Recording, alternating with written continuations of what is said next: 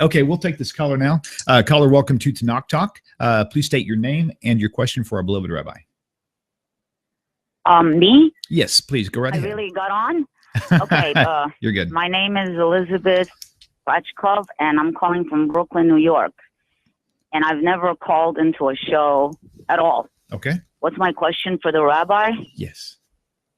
I'm a Jew who's never been observant. And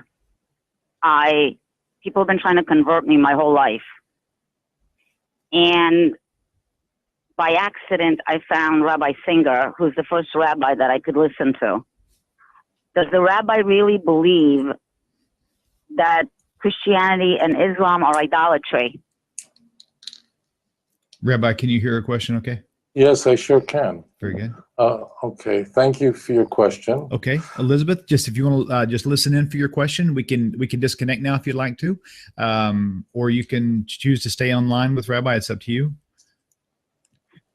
Okay. I'll be quiet and stay online. Okay, that's fine. Okay, that's great. fine. That way, if you have something you want to stick in there, you feel free to do that.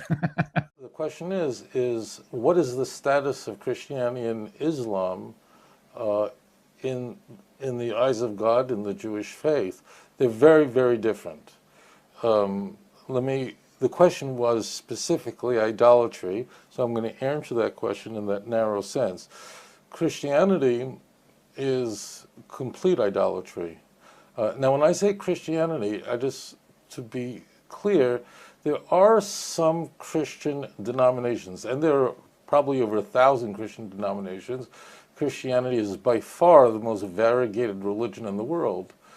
The majority of Christians in the world, the vast majority of the Christian world, worship a man as a god of a distinct person from the Father. That's very important. And they believe in what is called the doctrine of the Trinity, which was really a self-inflicted wound with the church brought upon itself, a wound from which they never recovered. So therefore Christianity is absolute idolatry because, and in fact in many ways it's the worst form of idolatry, because Christians genuinely worship the God, the Father. They worship the Father as a God, as the creator of the universe, but in addition to him, they worship Jesus. Now it's very important. Almost all Trinitarians worship Jesus as a distinct person from the Father. So that means they have a husband, God, but they have on the side somebody else who they pray through, who they pray to, and therefore it's complete idolatry. And it's worse in that sense than just worshiping stones and trees and so on, because those who just worship idols and so on, they don't worship a father. They're not married to the Father. So therefore, that's why if you look at the Ten Commandments, the sin of this kind of what's called a partnership of God and someone with God is a commandment which the Torah warns us even before worshiping stones. The Ten Commandments in Exodus 20 begin, I am the Lord your God who took you out of Egypt from the house of bondage. Lo yihye lecha Elohim achem al panai. You shall have no other gods upon my face. And this is what Elijah was facing in 1 Kings 18. Jews who they worship Baal, but it's very clear they also worship God, the God of Israel. They worship both. And Elijah asked them, how long are you going to try to have both? This is the worst thing. So so Christianity definitely falls into the area of idolatry, utterly and completely. And a Jew, in fact, is called upon to give his or her life rather than convert to Christianity, which many thousands of Jews did throughout history. Islam has a very unique status, and again, this is an area of idolatry, in that the Islam is definitely not idolatry. Muslims worship one God, absolutely worship one God. There are Christians who make claims about Islam that they worship moon gods. That's absolute nonsense.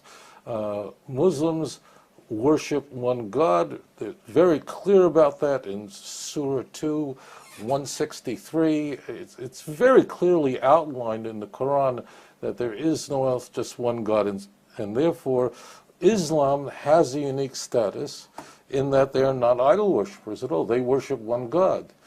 That doesn't mean Judaism and Islam are the same, but there are enormous differences. In Jewish law, a Jew is not allowed to even walk into a church.